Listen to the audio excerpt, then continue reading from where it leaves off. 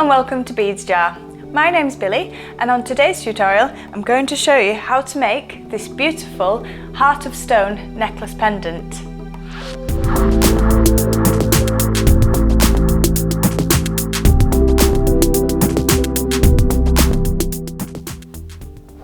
For the project here we've got some grey synthetic suede, 2 metal large holed beads, this beautiful wire wrapped heart pendant, a stone bead and a black bead for the base. The components I'll be using are leather ends, a lobster clasp, an 8mm jump ring and 2 6mm jump rings, a barley end head pin and a regular head pin, and tool-wise I've got my side cutters, flat nose pliers and round nose pliers. I've pre-cut about 2 40cm lengths of the suede. You can make these longer or shorter depending on what length you'd like your necklace to be. So I'm just going to start very straightforward by placing both ends of the 2 strands together and going through the jump ring that's on the heart pendant. I'm then going to take both of these, and I want both pieces of the suede running parallel, so flat together all the way along.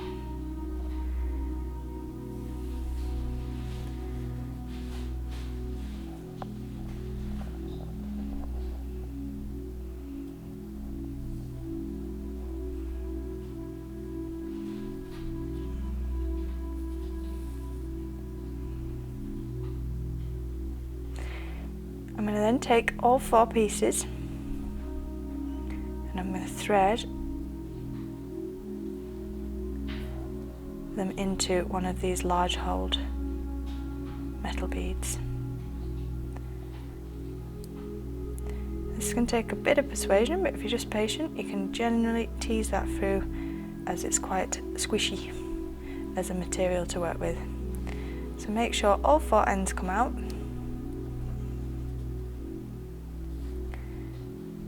And then you're going to take that and pull it all the way down to the heart pendant in the centre of your project.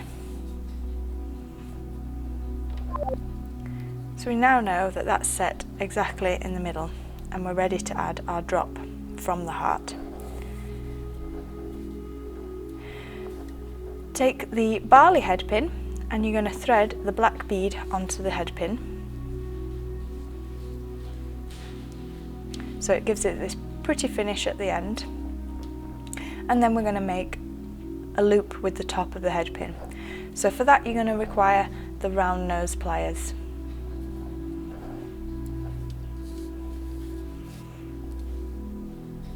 So take the head pin in the left hand if you're right-handed, or vice versa if you're left-handed, and you're going to place the round nose pliers directly above the bead so there's no gap. With a nice tight grip, you're then going to support the pliers and with your thumb roll the pin at a 90-degree angle away from you. So we've made a hook shape. You then want to release the grip of your pliers and you're going to spin the position so that they're now on top and sitting in the hook we've just created. Bring the head pin back over the top of the pliers and straight down towards the bead mat. We should now have something that looks a bit like a question mark shape. Replace the pliers so that you've got 1 prong in the loop and 1 on top, and then we're going to wrap the end under the pliers and round, and as we come round we're going to coil it round minutely so we've got a pretty finish with the wire. So we come round and then you're wrapping, so as you come round the second time you're just going to drop the wire a fraction so you're creating a coil shape. When we slide that off we should now have a neat loop and a coil effect with the wire.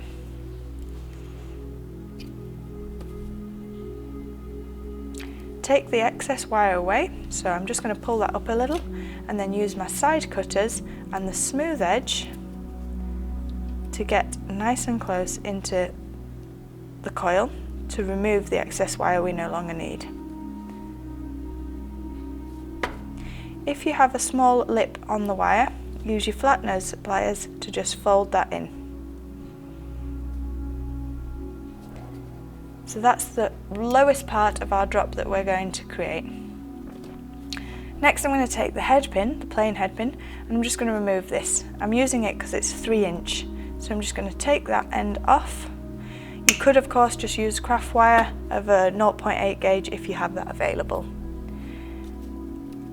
So I'm going to get my pliers and work about 1.5 centimeters down, and I'm just going to grip again, and I'm going to push one side away, and then I'm going to move the pliers on top.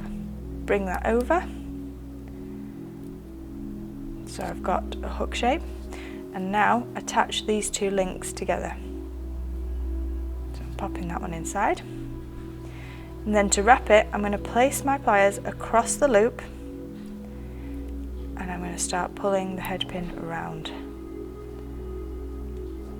Now this can be a bit sharp, so if you want to, you can use your flat nose pliers to help with the twisting of this section. So you can use them to wrap the wire in and around the stem or neck of your head pin.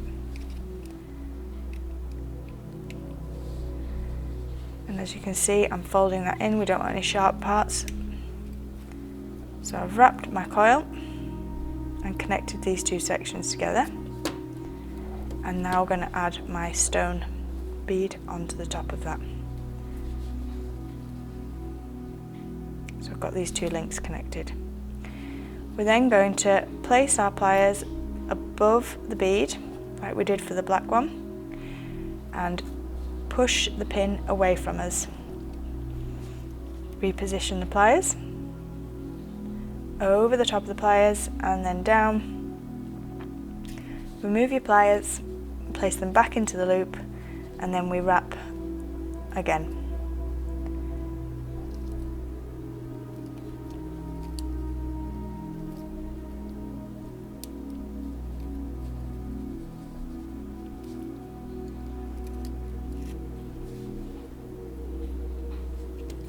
You then want to take that wire off as well.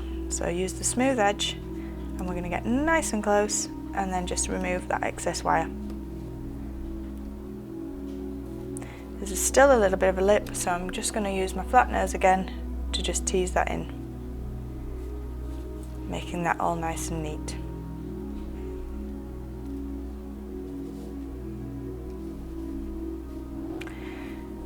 I now want to join these two together, and for that I'm just going to use one of the 6mm jump rings.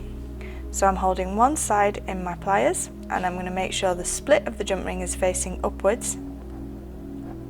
You then want to push one side away, so you're pushing away from you and pulling towards with one side, and we're going to hook that through the loop on our little chain drop now, and also onto the wire wrapped heart, like so. When you close that back together, you're just reversing the process, so one side is coming towards you and one is going away until the jump ring is joined correctly and there's no gaps. And that is the pendant part finished for our lariat necklace. So we're looking here again at the two strands that we had, and we're going to make sure firstly that they're even, so we have an even length at the top. If there's some difference, you want to cut that with your scissors before adding the fastener on.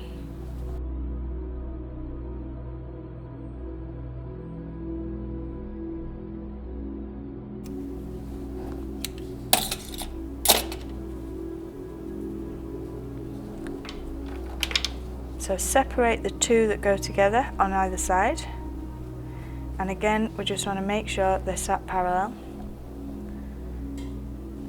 and then we're going to attach the leather end. So I've got those two sandwiched together, and we're going to put the leather end on these two at the same time, so they're sandwiched together.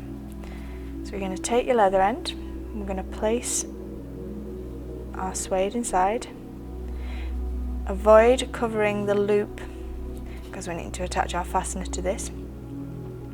So you're going to support that, and then with your flat nose pliers you want to start folding the leather end over. So we're going to do one side first. So you'll notice I've folded the first edge in, and then you're going to fold the next side over the top of that one. Walk the pliers back and forth along it and crush it at the same time to give yourself a really nice, neat, finished leather end. And we're going to repeat that on the other two of the necklace, so the other two pieces of suede.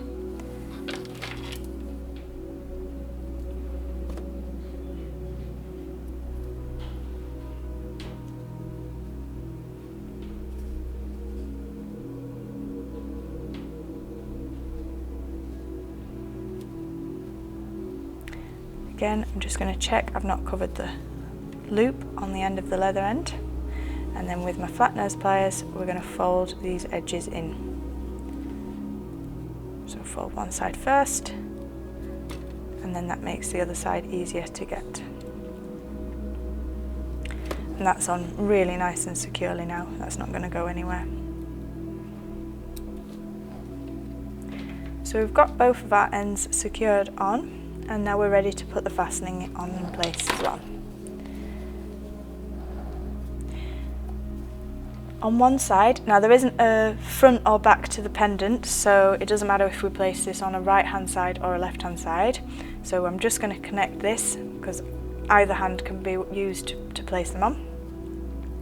So you're just going to take your jump ring and open it, as we did on the heart pendant, onto the leather end and onto the loop of the clasp. You then want to close that back together, and this time really make sure there's no gap or split left in the jump ring. That's one side of the necklace, and then on the opposite side we're going to attach this larger 8mm jump ring. So you just want to push one side away and bring one towards you, and then you're going to hook that through and close that back together.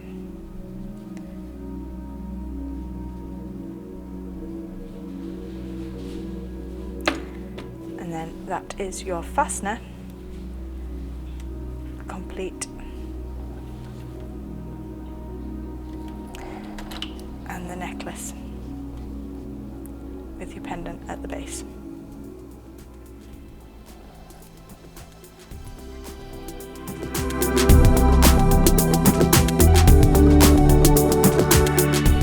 Thank you for watching today's tutorial, and we hope you've enjoyed it. If you have, give us a thumbs up and like our YouTube channel, and you can subscribe to see all the latest tutorials that we have for you.